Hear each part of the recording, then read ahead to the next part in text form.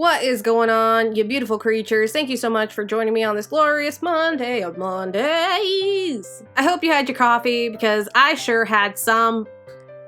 More than one cup. Today we're going to continue our lesson from last week. Last week I talked about Uta Hagen's 6 steps, and you can find all of those in her book Respect for Acting, or you can just go on to that previous video and listen to it, and also go down to the description and see all 6 steps ready, waiting for you to explore them and love them dearly. This week we're going to talk about 7 key terms that she finds extremely important for all actors. Now Alexandra, why? Oh, why are you focusing so much on the gloriousness of Uta Hagen?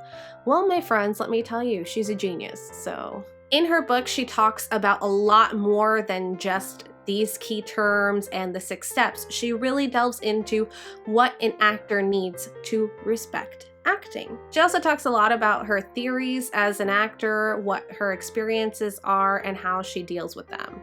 What are her thoughts on acting and the acting process? It's extremely interesting. On to the key terms. Number 1, super objective. A super objective is what your character is going to be doing, the purpose for it in physical action or scene objective. What does your character want throughout the course of the play?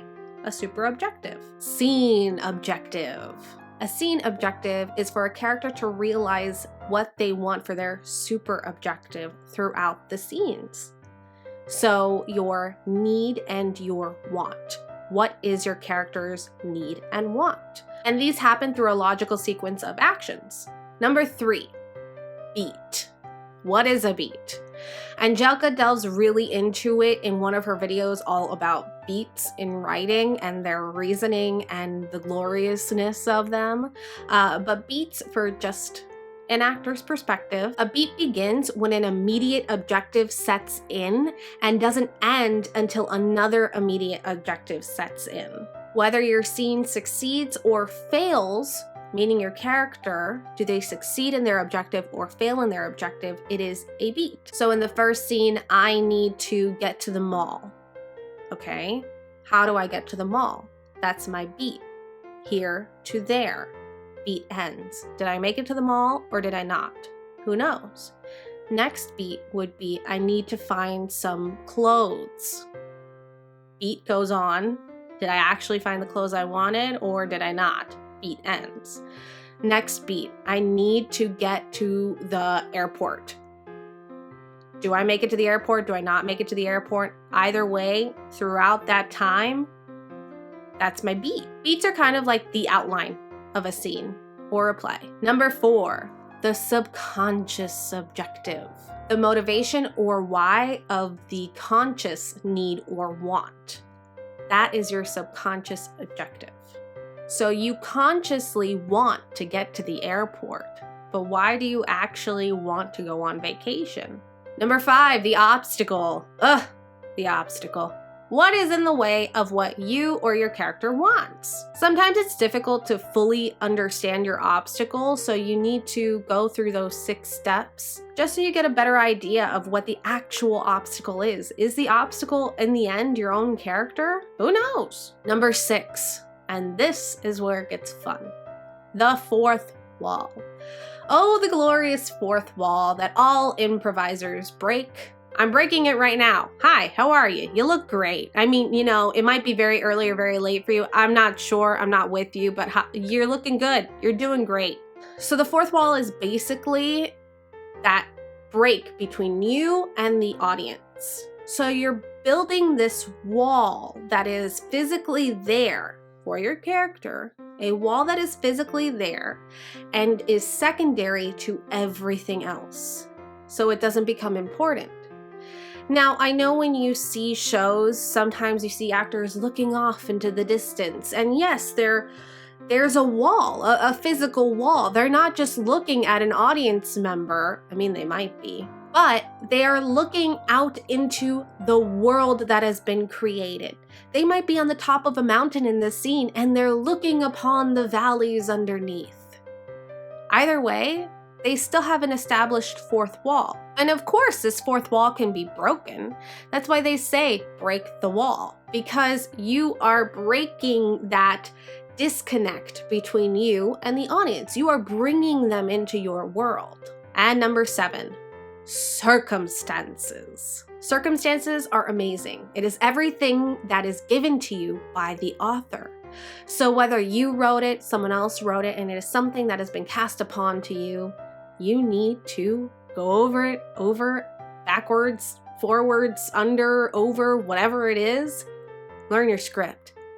Look at other people's lines, because sometimes the secrets to your own character can be in other people's lines and other people's objectives. But Alexandra, if I break down every character in the script, doesn't that lose the fantasy that I myself as my character do not understand what they want and need, so that I myself as an actor are surprised when their line comes up?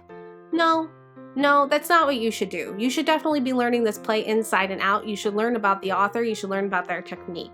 Why? Because they took hours upon hours to write it. Why did they write it? What's the message that this author was trying to get across? It's clearly important because you were put in the role to spread their message. You see, within theater, there is also education. Acting is education. Art is education. So you need to delve into why they created what they created and what are they trying to put out in the world. Because now it's your responsibility to spread that message. What is hidden underneath the words that are written? What is that thing that they are trying to say, even if they're not saying it at all? Why did they pick this place? Why did they pick this season, location, feelings, emotions, this ending? Is it a good ending or is it depressing as heck? Why? Why would they do that? And always remember, under what circumstances are each thing happening?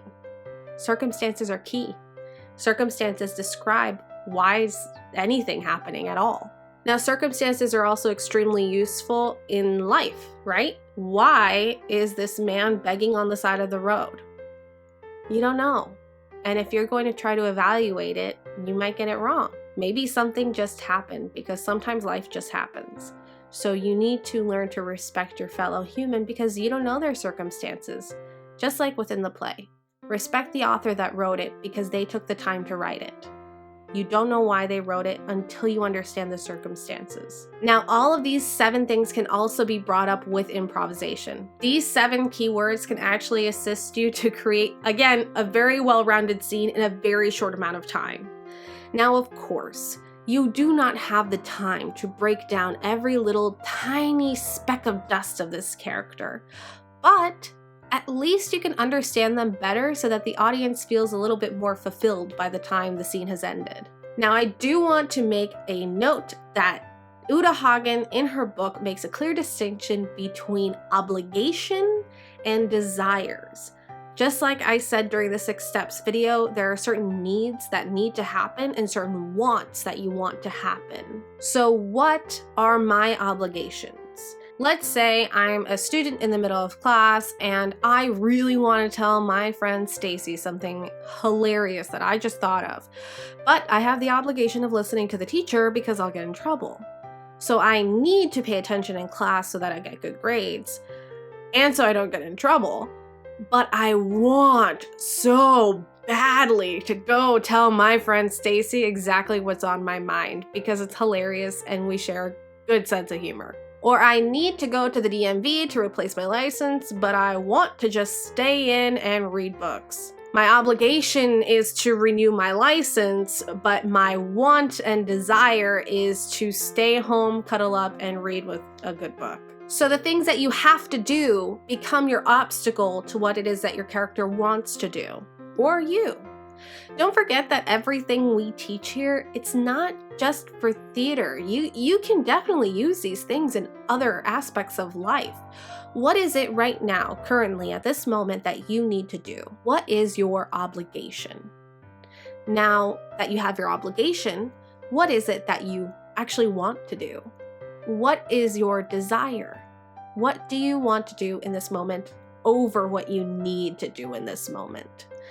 Now you know your obstacle. You need to accomplish this so you can achieve your desire. And that is all I have to say on those 7 glorious key terms.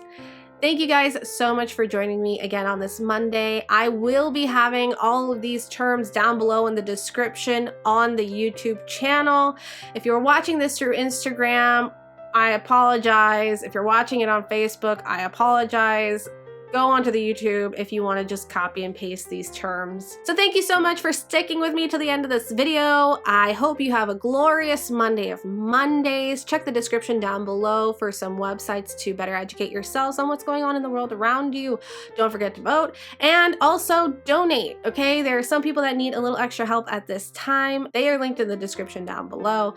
We are offering virtual classes for improvisation, writing, also personal classes, team building as well. Yes, we do corporate. I want you to comment down below what you think these 7 key terms can help you in, whether it be theater, life, work, school, whatever it may be. Comment down below. Also, let us know, what do you want to see next? What do you want to learn about next? Comment down below. Again, my name is Alexandra with This is Improv. I hope you have a beautiful Monday of all the Mondays and all the Monday worlds. Goodbye.